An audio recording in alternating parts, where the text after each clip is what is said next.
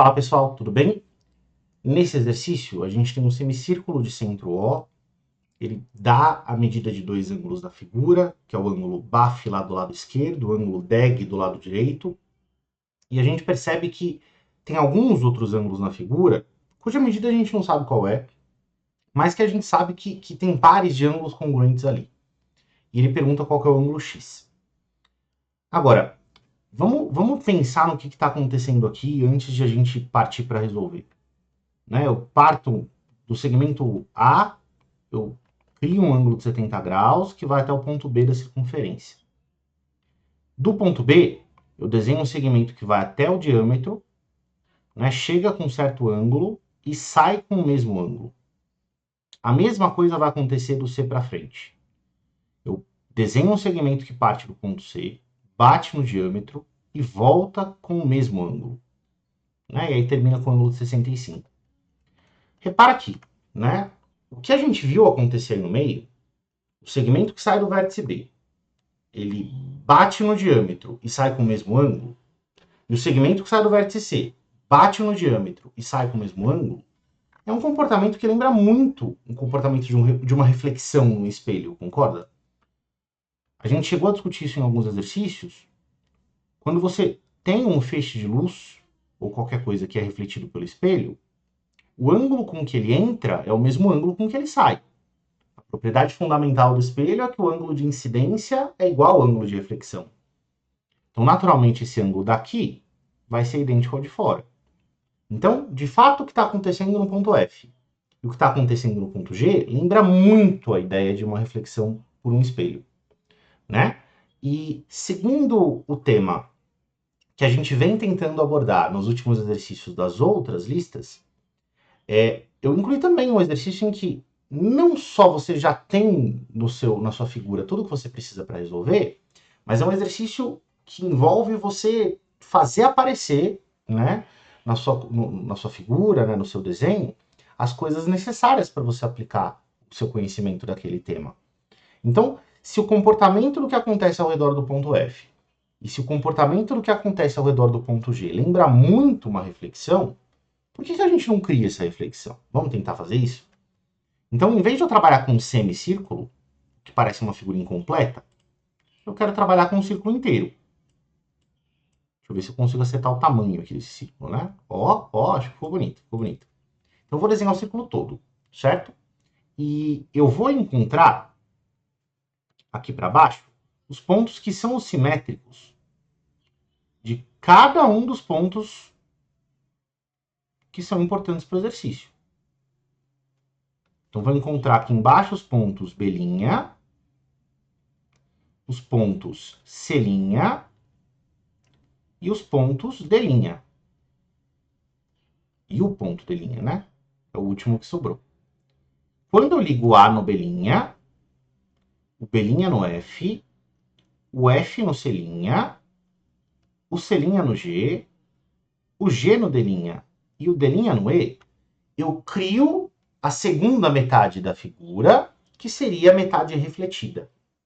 Né? Então, de novo, eu percebi que estava acontecendo ali alguma coisa que se parecia com uma reflexão, então eu tive a iniciativa de fazer essa reflexão ficar evidente, né? Explicitar a reflexão que estava acontecendo. Naturalmente, como eu refleti toda a parte de cima da figura, esse ângulo de baixo vai ser um ângulo de 70 graus também. Esse ângulo cuja medida eu não sei qual é, né? Não importa que eu não saiba qual é essa medida. Eu sei que ela também vai aparecer aqui embaixo. Mesma coisa para cá. Mesma coisa para cá, para cá. E por fim, esse ângulo de 65 graus também aparece aqui embaixo. Mas, Vitor, beleza, você percebeu que tinha um espelho ali na figura, então você criou a reflexão, né, do espelho. No que isso ajuda a gente? Perceba aqui, esses segmentos que a gente criou ao refletir a figura inteira, eles criam segmentos de reta que atravessam toda a sua circunferência. Olha que coisa curiosa. Como que eu sei que o segmento BF está alinhado com o segmento FC? Né? Como é que eu sei que isso é uma reta só? Porque se eu prestar atenção no que acontece entre o diâmetro AE. E esse segmento de reta abelhinha C, eu percebo que isso tem que ser um segmento de reta só. Porque o ângulo que é formado do diâmetro para baixo é igual ao ângulo que é formado do diâmetro para cima. Então é aqui que a reflexão vai ter uma parte importante no exercício, né? Como esses ângulos opostos pelo vértice eles são iguais, de fato essas retas elas têm que ser uma coisa só. E a mesma coisa vai acontecer aqui embaixo. Então o ponto, a reta que parte do C e passa aqui pelo ponto G, ela segue até chegar no D', lá embaixo, né? Então é como se fosse um raio de luz que está sendo refletido na circunferência e atravessa esse diâmetro. Pô, agora o exercício ficou interessante, porque vamos pensar aqui comigo. Se o AE é diâmetro, todo esse arco que fica aqui para baixo do diâmetro é um arco de 180 graus. Concorda comigo? Todo esse arco que fica aqui para baixo é um arco de 180 graus. O ângulo X, que é o ângulo que eu estou tentando calcular, ele é um ângulo inscrito na circunferência. Inclusive, por isso, a iniciativa de você refletir a figura foi uma iniciativa importante. Porque o ângulo X era inscrito, mas eu não conseguia enxergar naquela semicircunferência o arco para onde ele estava apontado. Quando eu desdobro a circunferência, eu crio a outra metade, agora eu consigo enxergar que esse ângulo X está inscrito neste arco B'D. Então, se eu conseguir descobrir o tamanho desse arco, eu resolvo o exercício. Porque o ângulo inscrito tem metade do tamanho do arco. Como é que eu vou descobrir o tamanho desse arco? Eu vou prestar atenção nos arcos que formam o restante desses 180 graus. Então, primeiro, eu vou pedir para você prestar atenção nesse triângulo AB'.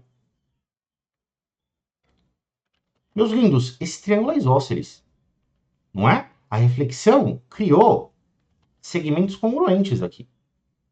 Porque se eu dobrei a figura para baixo, se eu refleti a figura ao redor do diâmetro, claro que esse segmento AB, que é o reflexo do segmento AB', eles são congruentes, né? Se esse triângulo é um triângulo isósceles e o ângulo do vértice dele é de 140 graus, sobram 40 graus para separar entre os outros dois, que são iguais. Então vai ficar 20 graus para o ângulo de cima e 20 graus para esse ângulo de baixo.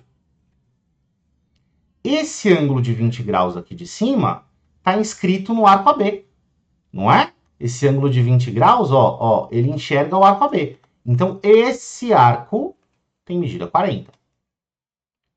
Ângulo inscrito tem metade do tamanho do arco, né? O ângulo é 20, o arco é 40. Quando você olha para o que acontece do lado de cá, ó para o triângulo DD'. De novo é um triângulo isósceles, não é? Porque a reflexão de DE é o segmento D'E. Então, naturalmente, eles são iguais.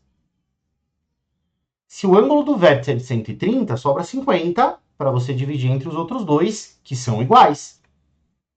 Então, eu tenho 25 graus aqui, 25 graus aqui. E esse ângulo de 25 graus de cima está inscrito nesse arco DE. Ângulo inscrito é metade do arco. Se o ângulo é de 25, o arco é de 50. Pô, agora vem cá. Tudo que está para baixo do diâmetro é um arco de 180 graus, que foi o que a gente marcou ali no começo. Eu não quero a parte de 40 graus que é verde e a parte de 50 graus que é vermelha. Eu quero só o que sobra. Então, de todo 180, eu tiro 40, eu tiro 50, sobra quanto? 90. E se o ângulo de medida x é um ângulo inscrito nesse arco de 90, meu amigo, então x, por ser um ângulo inscrito, vai ter metade da medida do arco. Metade de 90 é 45 graus. Beleza?